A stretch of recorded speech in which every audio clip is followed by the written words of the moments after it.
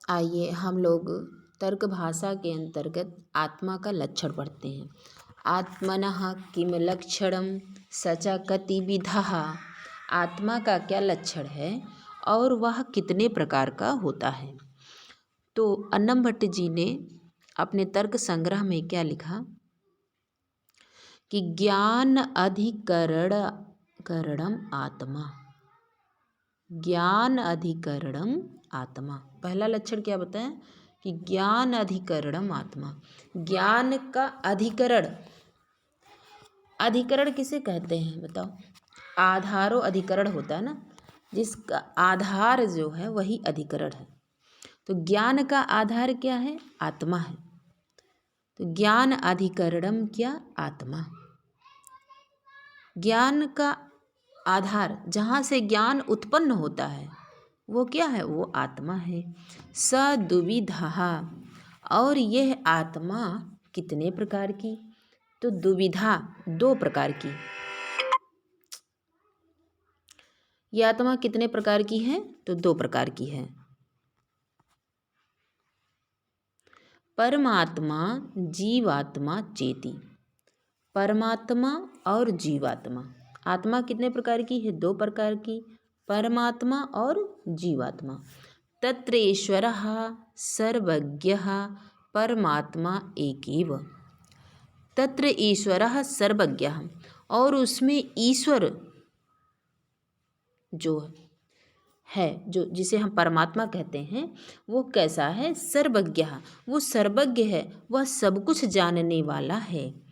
परमात्मा एक एव। परमात्मा कैसा है, तो परमात्मा एक एव, परमात्मा एक ही है। जीवस्तु प्रति शरीरम भिन्नो विभुः नित्यश्च। जीवस्तु, और जो जीव है जिसे हम जीवात्मा कहते हैं, वो प्रति शरीरम, और प्रत्येक शरीर में भिन्नो, भिन्न भिन्न रूप में, विभु और नित्यश्च। विभु व्याप्त है, व्यापक है, और कैसा है, नित्यश्च, और नित्य है। जो जीवात्मा है वो क्या है, वो भिन्न भिन्न शरीर में, अलग अलग शरीर में, कीड़े में देखो तो भी वही जीवात्मा है, पशु में देखो, पक्षी में देखो, सब में वही जीवात्मा है।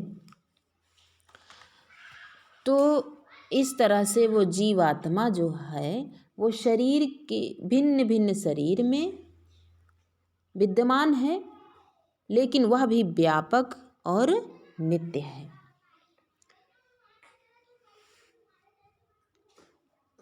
तो इस तरह से अन्नम भट्ट जी ने आत्मा का लक्षण बताया कि आत्मा क्या है, ज्ञान का आधार है, जहाँ से ज्ञान उत्पन्न होता रहता है, वो क्या है, वो आत्मा है।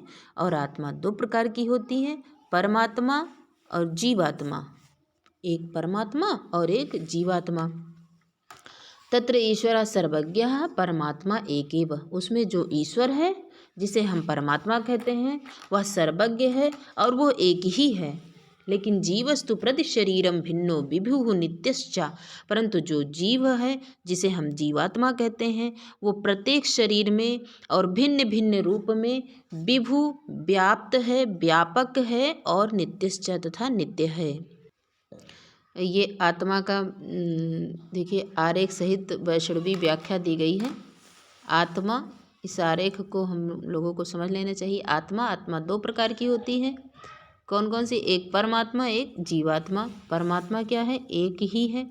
जीवात्मा क्या है, प्रति शरीर में भिन्न भिन्न रूप में है। तो इसको हमें ध्यान रखना चाहिए। आत्मा के साथ साथ मन को भी हम लोग पढ़ लेते हैं। मनसः किम लक्षणम। मन का क्या लक्षण है, कतिविधम च तत्, और वह कितने प्रकार का होता है। तो बताया गया कि सुखाद्य उपलब्धि साधनम इंद्रियम मनः। सुखाद्य उपलब्धि साधनम इंद्रियम मनः। सुखाद्य उपलब्धि साधनम इंद्रियम मनः। सुख आदि की उपलब्धि का जो साधन है, जो इंद्रिय है वो मन है। तच्च प्रत्यआत्मनियत्वाद अनंतम परमाणु रूपम नित्यच्च।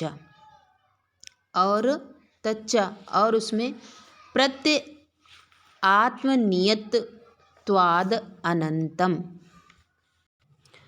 प्रत्यय आत्मनियत्वाद अनंतम, और प्रत्येक आत्मनियत्वाद अपने आप में नियत, अनंत तथा परमाणु रूप नित्यंचा, परमाणु रूप और नित्य है।